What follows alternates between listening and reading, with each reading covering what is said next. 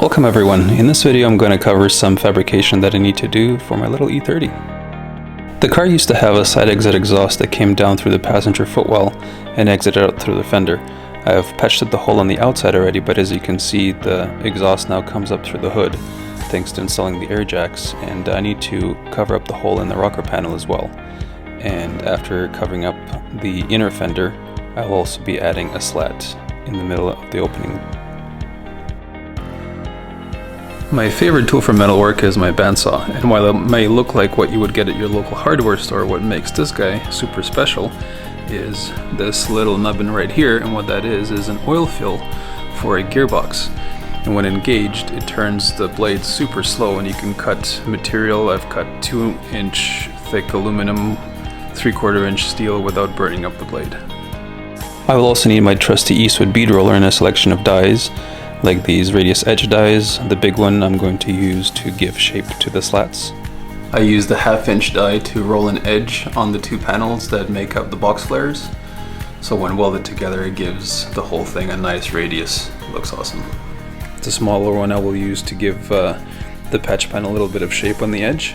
And I like using these offset dies to roll a little joggle in the panel to follow some body lines. Next is my trusty shear, and while technically green and red mean turning left and right, what it really means is that the material on the right side of the green one becomes discarded. So the usable workpiece is on the left, and being right-handed, it makes it much easier to see what you're doing. Finally, you need a grinder with a selection of discs. I almost never use the carbide cutoff or grinding wheels anymore because for the most part they just overheat the metal and don't leave a nice finish for cutting. I prefer the bandsaw anyway. For removing material, these flap discs do a much nicer job. You can get various grits all the way down to these Scotch-Brite type pads. And these stripping discs are absolutely magic for removing rust and mill scale in preparation for welding, and they take no metal off at all. So first I thought I'd show you a few tricks for keeping the metal clean. Like I was saying, I have these stripping discs that work awesome for removing mill scale, rust, anything else. They're amazing for preparing to weld. Just need to soak with acetone afterwards, so let me just show you how these work. Safety third.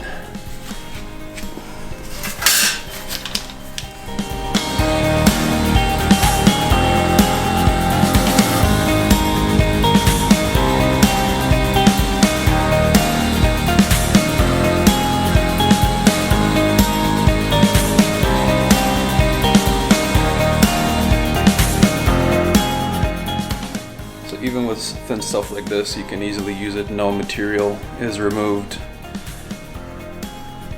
All rust, mill scale, everything else is pretty much gone. You know, if you take your time and do nice, smooth, even passes, you can actually leave a nice finish. So the first step to actually make the panel, we need a straight edge as a reference to work off of for everything else.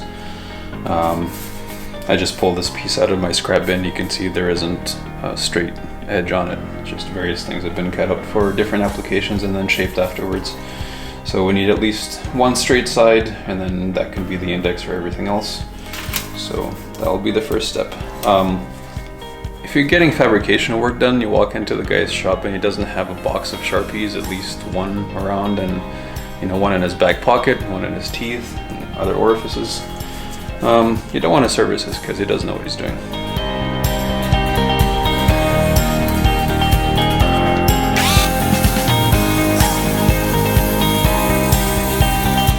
So there are different ways to transfer the pattern that you need to replicate onto metal. You can use paper, cardboard. My go-to these days is actually masking tape. What the masking tape allows me to do is to just cover up the hole that I need to make the panel for. I can use my nail to sort of trace around where the edges need to be, trace it with the Sharpie, and then I just peel it off, cut off the excess, and then again, being sticky, I can just glue it right onto the piece of tin that I'm going to be using and then cut it out. And it's just that easy. Except in fabrication life, if you ever find yourself feeling that, get ready, because you probably screwed something up. Shit. I forgot that I wanted to fill up the cut out in the door and the quarter panel as well with the fender. So our nice piece, well, no, it's not scrap. I guess I can just use this for the slat, but I'm gonna make another one. So after a little bit of bending and cutting, this thing is now pretty much where I want it to be. The only thing that I want to add now is roll a little bit of a lip along the entire edge using the bead roller, and try to add a little body line here with the offset dies to add a little sort of joggle to both add a little bit of stiffness to the panel and, you know, a little bit of style of following the body line. You can see I've drawn a little reference line here for where I want the body line to go, but first we need to experiment with the scrap piece because it depends how much pressure we're going to apply to those offset dies to get the shape that we want. Alright, I've got my offset dies installed here, and I've got a scrap piece to test the rolling on. Try to use a reference line even if you're using scrap, because then when you're rolling it through the die, you'll be able to see where, if I follow the line on the bottom roller, if it's going to bend a little bit too far or not quite enough, so that when you go to use the line on the practical piece, you will be able to place it very precisely, rather than hoping that, you know, if I sort of follow the edge of the bottom roller, then that's where it's going to end up. Alright, let's get started. So first, much like the line on the piece, I like to set a reference for the tension on the bead roller. So first set the work in between the dies, tighten the tensioning screw until you just feel it take up the slack, so now it's basically finger tight. And then from here, I like to just go in whole turn increments. So we'll start with 1, so 1/2 and 1. And we'll see what that gets us.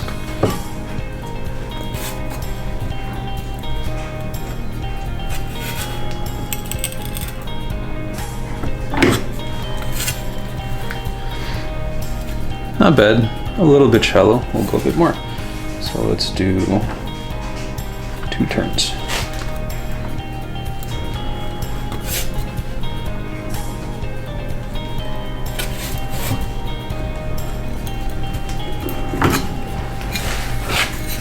And that's pretty much the body line at the rocker and the E30 there. Perfect. Well, here comes the stressful part. If you screw this up, you get to throw it out and do it all over again. Nah, not really. That's one of the beauties of working with metal, is that you can hammer it out and try it again.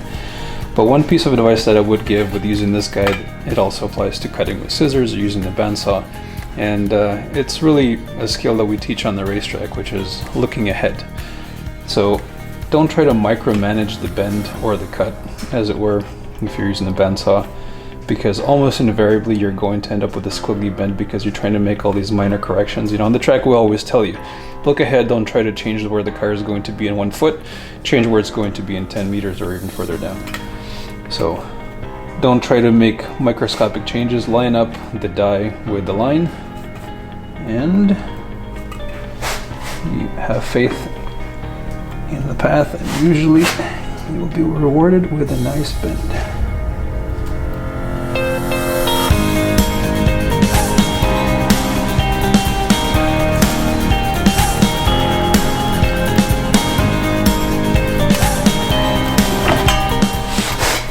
Booyah!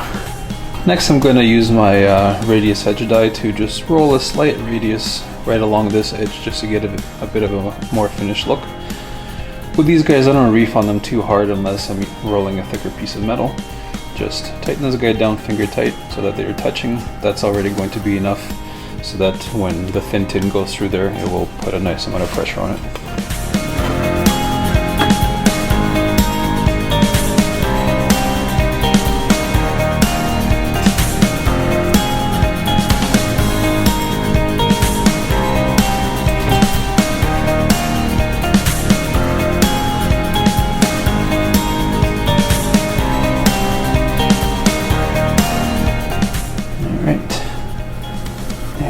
Bend, back this guy off. There we are. She's ready to go in. Just a quick test fit to verify our work, and then we can get to welding. And everybody talks about different welding skills and learning to do this and that. Listen, welding is the fun part. This is the part that takes all the skill and time. Now the next question is MIG or TIG? Now TIG, depending on the welder that you have, if you're able to have very low amp starts and generally be able to consistently hold a nice low amperage, use a thin wire and you have good technique. Also, if you have a pulsar in the machine, you'll be able to effectively reduce the amperage input, but with a good machine it shouldn't be necessary. You'll be able to produce a nice flat bead if you move quickly and use low heat and minimize the distortion, and the resulting weld will barely need any cleanup. Now MIG, on the other hand, even with a fairly inexpensive machine, as long as you use a nice thin wire and you get your settings right, you'll be able to weld really thin metal like this, sometimes even without backing, fairly easily. It's a little bit dirtier, you'll have more splatter to clean up. The bead will most likely be more proud, so if you care about that, then, or if it's an external surface, you'll need to grind that down and reshape it. But there's another significant advantage to MIG.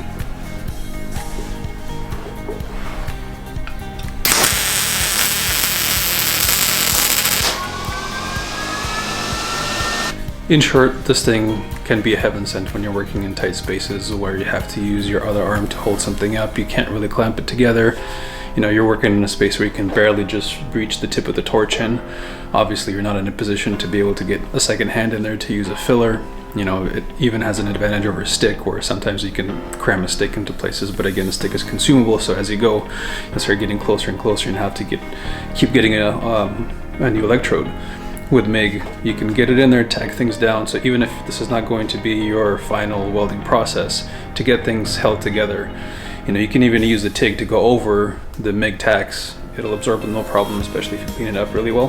And that's the other thing too. You know, you still want to get the work nice and clean, but it doesn't have to be as impeccable for TIG as it needs to be for TIG to get a good result. So I use the glue gun to secure the panel in place. I'll probably use MIG along the bottom, and then for the top I will use TIG because it'll give me a nice flat bead profile with minimal cleanup. So as I said, now on to welding the bottom with the MIG. In order to keep the heat from running away from you as you're going down a longer weld on really thin metal, I like to do what's called hot tacking.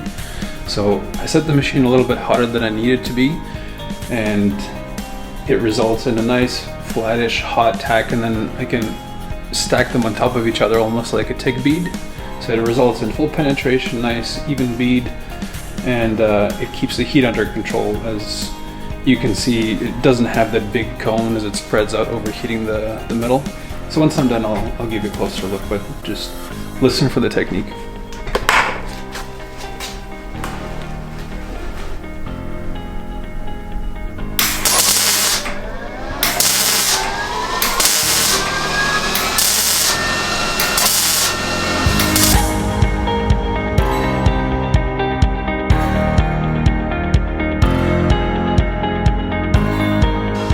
And this is what we end up with. As you can see, the heat affected zone doesn't fan out as it would with a continuous bead, and the bead itself ends up looking almost as nice as TIG.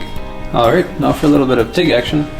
I don't actually have a wire that's thin enough for this. I actually just unspool some MIG wire. It's 023.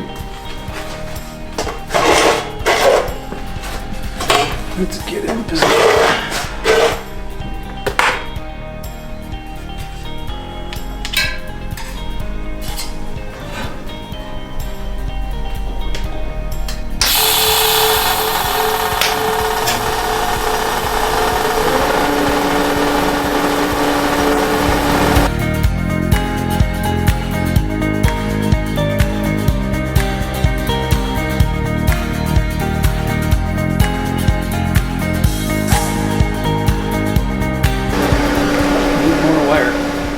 Here we go again, got a new piece of wire.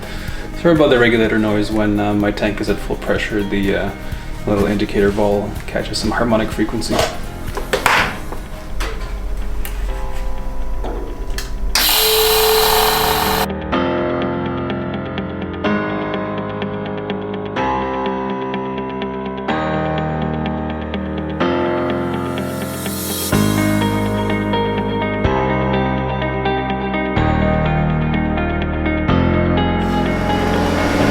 The underside. And there we are, the finished product. One patch panel good to go. Next I just need to add the slat in the middle, just like these. I've measured and marked where it needs to go and cut out the piece of metal that's going to comprise the slide itself. I've got the big radius edge dies installed, so now let's get rolling. The size of the piece makes it a little awkward. I'm trying to be careful, I don't want to marmalade my fingers.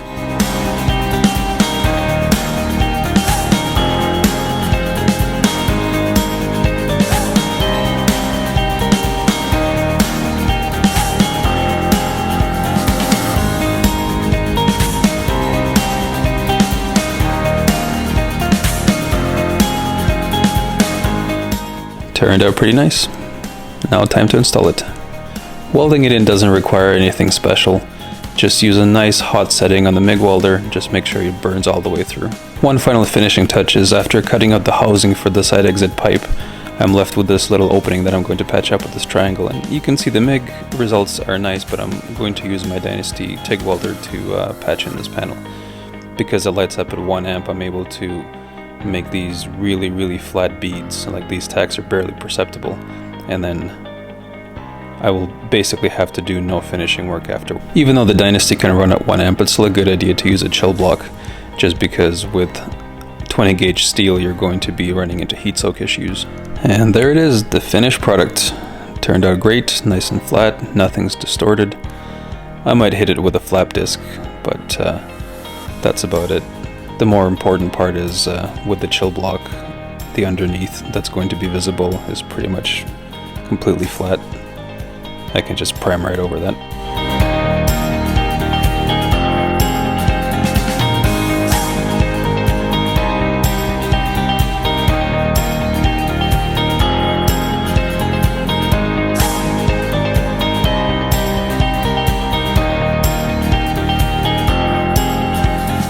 If you like this video, do me a favor, don't comment, like, or subscribe.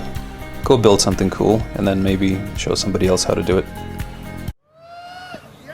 If you have a complaint, all you have to do, write it down on a piece of paper, put it in an envelope, and stick it up your